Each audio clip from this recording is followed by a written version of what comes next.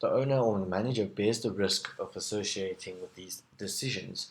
Um, the category of a small business. So it's informal small business, survivalist and enterprise, micro business enterprise, and formal business, which looks at the small enterprises and the medium enterprises. So, in terms of informal small businesses, the characteristic of a small business and a survivalist business is it's all about one person, no paid employees. There are few or no valuable assets, minimal income, but little capital to start off with. Often, someone who cannot find employment in the formal sector. So, here what we look at is maybe someone starting a tuck shop outside the taxi gate by A block. Um, then the micro business, so you got 1 to 4 employees. It requires a little capital to start up with, but doesn't require much expertise. So, like a craft business or a kiosk in the industrial estate. Then you look at the formal small business or the small enterprise business. So, it's officially registered and therefore has good access to support facilities. It is controlled by owner or manager, not more than 50 employees, very established than a micro business. Um, the production and operating process is a structure in place. So, for example, it could be one of the quick print shops. Right. Characteristics of a medium enterprise or business. So here you look at it's controlled by its manager. It's about 100 people at max, and separate management structure, and particular roles are uh, assigned. So it could be something like a clothing manager, manufacturer. So then the importance of this SMME in the economy.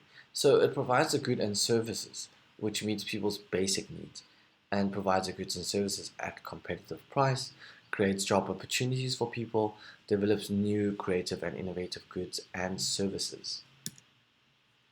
It also promotes a flexible, innovative, and competitive economic structure, promotes BEE, and alleviates poverty.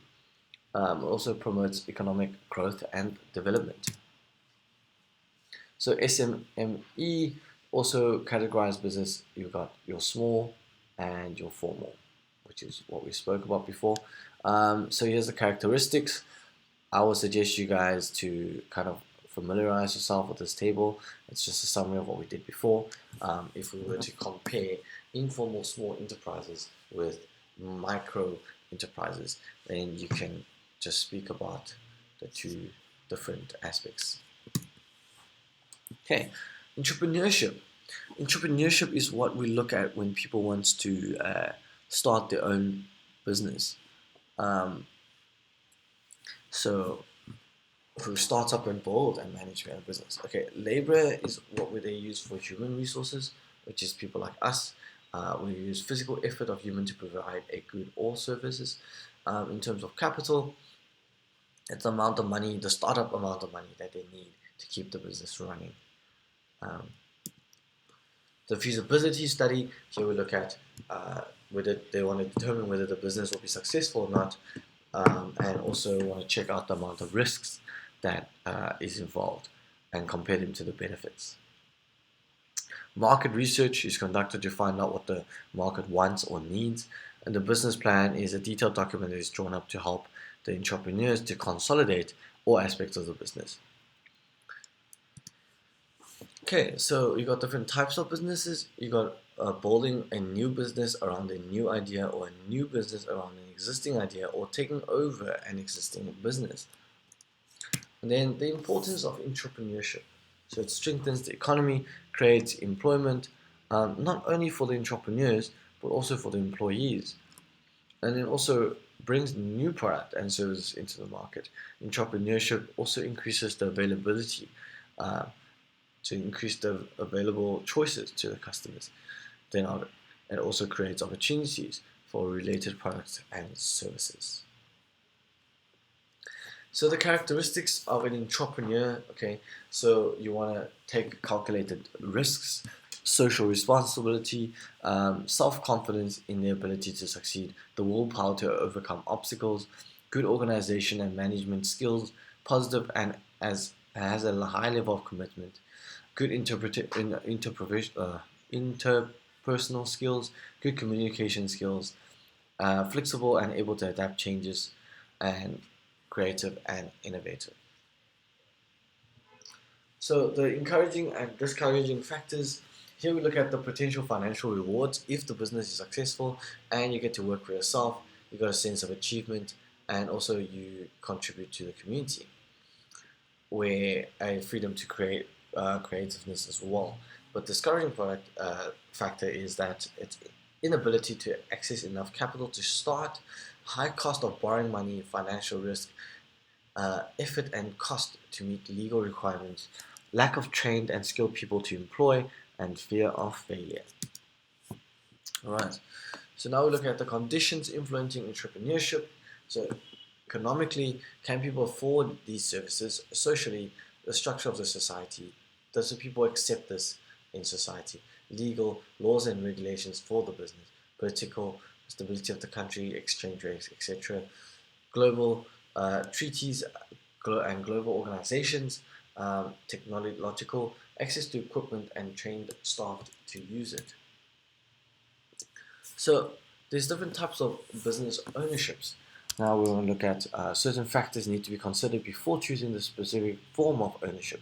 These include the nature of the product, the liability of the owner, possibility of change of ownership, direct control and authority management participation, possibility of acquiring capital, potential profit potential and profit sharing, income tax, and last point is legal requirements.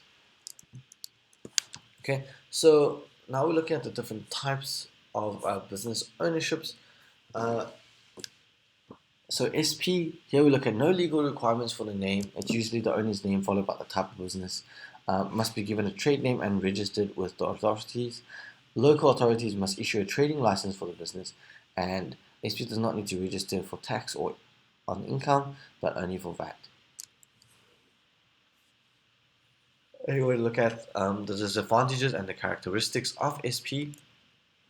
Okay, the owner is personally responsible for the debt of the business. The existing business depends on the health of the owner. The owner does not have all the expertise in all the fields of the business. The owner pays tax in his personal capacity.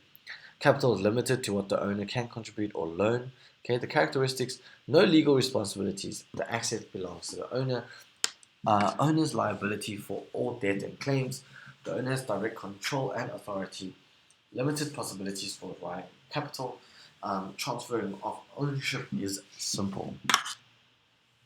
Right, the partnership, right, this means me and you. No legal requirement for the name, but usually the name of the partner and some partner followed by the type of business. The requirement for the partnership is the description of the partnership, the amount of capital labeled, skill contributed by each partner, and manner in which the profit or loss will be shared. So you got 2 to 20 people, no legal responsibility, the partner jointly liable for the claims and debts, the joint of control and authority, better possibility for acquiring capital. Then you also have partnership contract.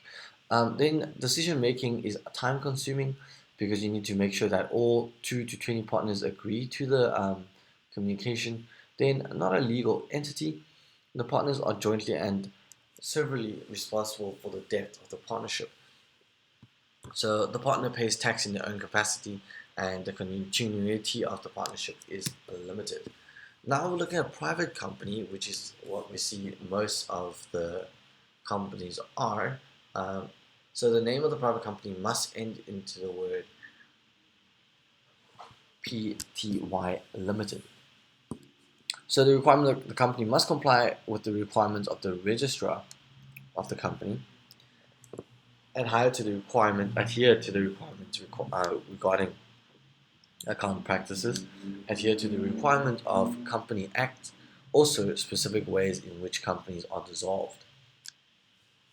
It has the following characteristics: advanced and complicated form of ownership, the own legal personality, control and authority in the hands of the board of directors, 2 forms of company, private and public. Public company, you have capital provided by shareholders. Private company, you have capital provided by members, the possibility of acquiring capital more with public companies, and then public company shares can be transferred at JSE. Disadvantage of the private company. You have a maximum of 50 shareholders, and the capital is limited to what these shareholders can contribute. Sorry, the shares are not offered to the general public. Shares are not freely transferable, and share cannot be easily converted to cash. The formation of a private company is an expensive and complex process. Right. Closed cooperation (CC).